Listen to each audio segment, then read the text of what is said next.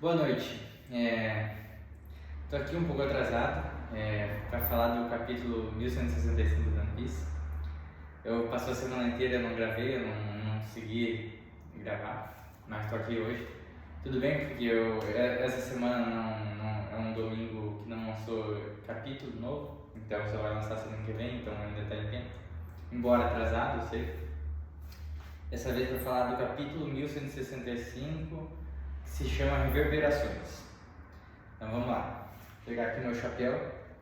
Eu tô aqui com chinelo de dedo, bermuda azul, que nem do Luffy, só branca, né? Camisa branca, do mesmo estilo do Luffy, só que branca. Porque é um Luffy alternativo. Juro, boy. E agora, completo um chapéu. O capítulo 1165 já começa com um pedido, né, do Rox pro Roger e pro Garp matarem ele, porque ele está sentindo uma angústia muito profunda aquilo ali. Então é como realmente se fosse uma possessão demoníaca, ele tivesse ali dentro, só que ele não tivesse controle do que ele está fazendo, controle do corpo dele. Tipo, ele está sendo dominado realmente por um demônio, né? Uma possessão demoníaca. E como eu falei já em outros vídeos anteriores, eu penso que o Oda, ele é um cara que por mais ele é japonês e tal, mas ele com certeza, com os elementos que eu tenho visto no One Piece, no mangá, ele com certeza sabe sobre a questão bíblica do apocalipse, da luta do bem contra o mal, sobre a questão do Leviatã, do final dos tempos. Então eu sempre separo para falar do capítulo em si e já colocar elementos da Bíblia, porque eu conheço a Bíblia, eu conheço o livro do Apocalipse, conheço o livro de Daniel, conheço os Evangelhos, conheço as profecias e também bastante do livro de Enoque, também que é um livro muito importante. Essa semana também eu comecei a ler um livro sobre a Atlântida, que é um continente perdido. E o que tem a ver? Atlântida, o Oda ele colocou em Egghead com o discurso do Vegapunk que o mundo de 800 anos atrás ele afundou no mar. Tanto que o ano, quando eles foram lá para visitar para ver o Road Poneglyph, eles desceram as escadas e eles viram o que era o ano 800 anos atrás. E depois que as paredes foram construídas, e só ficou aquela parte de cima, só um pedacinho do que realmente é o ano. O ano era muito maior, né? Então, vamos lá. Então, o que a Atlântida tem a ver e também, porque eram dois continentes, era o continente de Atlântida e o continente de Mu, ou Lemúria. Atlântida é mais falado, né? Mas é mais conhecido, né? Um exemplo que se repete mais, mas existia também outro continente chamado de Mu, ou Lemúria. E Mu também é o nome que o Oda deu pro rei lá, pro todo-poderoso do governo mundial. Nas palavras do Roger, é um monstro preto. Ele estava entre aspas no balão do mangá. Então, eu tô lendo e vou pesquisar mais sobre isso para trazer mais conhecimento. Porque essa questão de civilização perdida, de era perdida que o Oda colocou, e dessa questão do mar ter subido e o mar subir de novo, e o continente de Mu ser tipo. O continente de Mu ele não era um continente como a gente conhece, ele era um conjunto de ilhas, inúmeras ilhas que iam desde a costa leste do Pacífico, né, a costa sul-americana, até a costa da Oceania e da China, da Coreia. Então eram inúmeras ilhas que afundaram, segundo as pessoas que acreditam na questão de Mu e Atlântida, e eu também acredito nisso, e tanto que o Oda com certeza se inspirou, se baseou nisso para criar todo esse enredo, toda essa geofísica do One Piece, né? Tipo das ilhas, da Headline, que é algo que está acima, né? Muitos metros acima do nível do mar.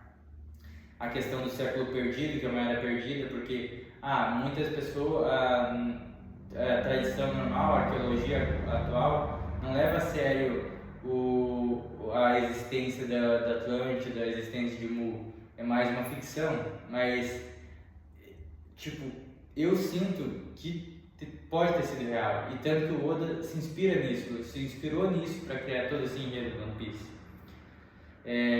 Então, e isso diz muito pra gente sobre o que pode levar ao fim de uma civilização. O próprio dilúvio, né? O dilúvio não é uma coisa da Bíblia. O dilúvio ele é descrito em inúmeras tradições, em inúmeros mitos, de inúmeras culturas. Se tu for ver, o próprio dilúvio é baseado num mito da Mesopotâmia, o dilúvio que está na Bíblia. E outras histórias, né, que tem no Antigo Testamento, como o Jardim do Éden, são baseadas em outras histórias de outros povos, de outras culturas. Então tem muita coisa aí mística, mistério, que a gente ainda não revelou, que ainda não foi revelado, que a gente ainda não conseguiu descobrir. Mas voltando ao One Piece, né? Ali eu falei tudo isso sobre Atlântida porque realmente, como eu estou estudando, eu quero apresentar mais também essa questão da Atlântida, de Mu, nos vídeos, né? Fazendo paralelo com One Piece, é claro. Também junto com a Bíblia, é claro. Mas então ali, voltando ali para a luta do Rox com o Garp e o Roger, o Rox ainda está ali, só que ele não tem controle. E é realmente algo demoníaco e ele quer que matem ele, porque aquilo ali não... Tipo, ele tá ali só que não tá, entendeu? É como tem aquela picada daquela cobra mamba negra, que diz que a pessoa tá viva de alguma forma quando ela é picada por uma mamba negra, né, que é aquela cobra venenosa, só que ela não dá sinais vitais, tipo, o coração dela para de bater, o pulso dela para de bater, a respiração para, mas a consciência dela tá acordada, tipo, é como se a pessoa estivesse ali, só que o corpo já morreu, entendeu? Deve ser algo muito terrível, tipo, a pessoa tá e não tá ali, é algo desse tipo, né? Também aconteceu, a gente pode ver a fúria do Drago, né, em relação aos marinheiros, perguntando se eles sabiam o que estava acontecendo, sabiam o que ia acontecer, e ali a gente vê o Dragon, ele era da marinha, só que ele se revoltou tanto com o que ele viu, que ele resolveu criar o grupo revolucionário, o exército revolucionário, para poder acabar com o governo mundial realmente, por causa daquelas atrocidades que ele viu. Isso tocou o coração dele. Também aconteceu os piratas Rocks se dissipando, né? O colapso dos piratas Rocks, cada um foi para um canto, o Newgate foi para um canto, o Hokage foi para um canto, o Big Mom foi para um canto. E a gente vê algo muito interessante no template, né, no balão no quadro do Barba Branca, que é o encontro dele com o Polo, o Marco. E eu não sabia que o sobrenome dele era Polo Gran, mas agora eu sei, e faz uma referência muito grande ao Marco Polo da vida real, né? O Oda está fazendo essa referência, tanto que o Marco foi o primeiro companheiro, o primeiro filho, vamos dizer assim, do Barba Branca, da tripulação do Barba Branca, né? Ali naquele momento ele se juntou.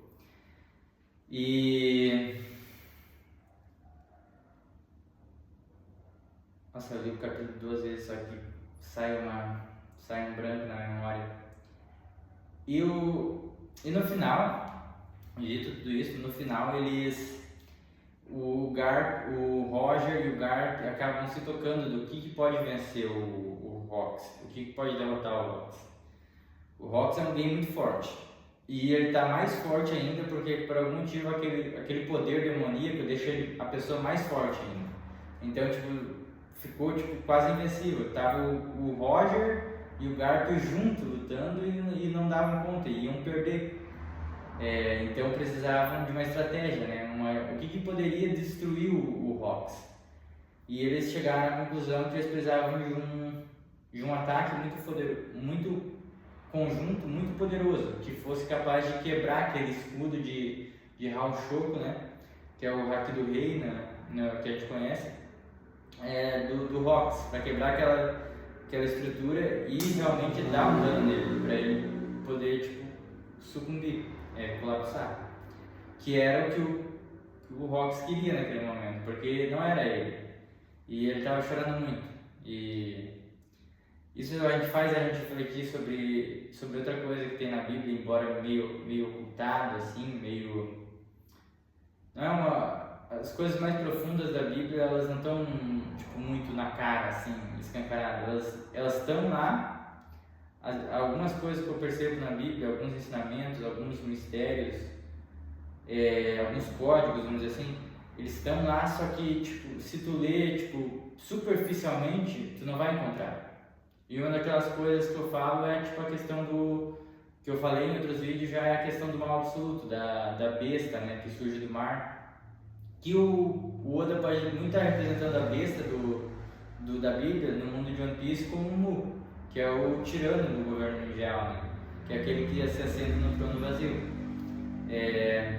Então o Mu tem essa questão de ser o mal absoluto, de querer destruir tudo, de querer colocar a humanidade numa grande escravidão, de ter essa questão da antivida, né? De destruir a vida. E tipo, só pode viver quem é escravo, vamos dizer assim. Então, o Rox, como a gente sabe, ele era um cara do caos, mas ele ainda tinha alguma coisa que ele queria proteger. Então ele não era totalmente maligno, completamente maligno, dominado pelo mal. Mas o coração dele tinha brechas, né? Que fez com que ele fosse atingido pelo domínio reverso. Tanto que o próprio Garp pergunta, será que não tem uma maneira de reverter isso, de voltar ao normal? Será que é possível voltar ao normal? Ou vai ficar assim para sempre e só vai poder sair desse transe morrendo? Até porque tem algumas pessoas em Elbaf, né, que agora faz mais de 10 capítulos que tá mostrando o Rox, o flashback do Rox, mas tem algumas pessoas em Elbaf que foram possuídas pelo domínio reverso, foram atingidas pelo domínio reverso. Então, será que essas pessoas vão morrer que nem o Rox morreu? Ou será que o Luffy na quinta marcha, na quinta forma, incorporando o Nika, vai conseguir libertar elas? Porque são extremos opostos, realmente uma luta entre bem e mal. É o Nika, que é o deus do sol, o guerreiro da libertação, e o tirano, o deus, entre aspas, né? O próprio nome, né? Cavaleiros de Deus, porque tipo, o Mu, de certa forma, quer ser Deus, mesmo ele sendo o oposto disso. Então fica essa questão, né? Deve ter sim um jeito de reverter essa maldição, esse contrato que foi feito, né? E eu acho que nesse capítulo tem mais alguma coisa que foi... E foi o capítulo realmente da morte do Rox, né? Que ele morreu por conta do golpe. Não mostrou ainda, só mostrou o final ali do golpe. Mas com certeza aquele golpe ali o levou à morte. Então foi isso, vamos junto, né? Estamos nessa caminhada junto, em busca do One Piece. E eu quero estudar cada vez mais sobre a Atlântida também, poder entender esses mistérios e ter mais revelações, continuar estudando para poder implementar mais meus vídeos. Porque quanto mais conhecimento, melhor fica o vídeo. Porque antes, até pouco tempo atrás, eu não estava sabendo sobre a Atlântida. Agora eu li um livro, eu comecei a ler um livro. Então, tipo, isso tudo vai trazer mais conhecimento para os meus vídeos, para eu poder falar mais sobre esse assunto. E fazer os paralelos do mundo com o One Piece. Então tá, muito obrigado a todos, tenham uma boa noite.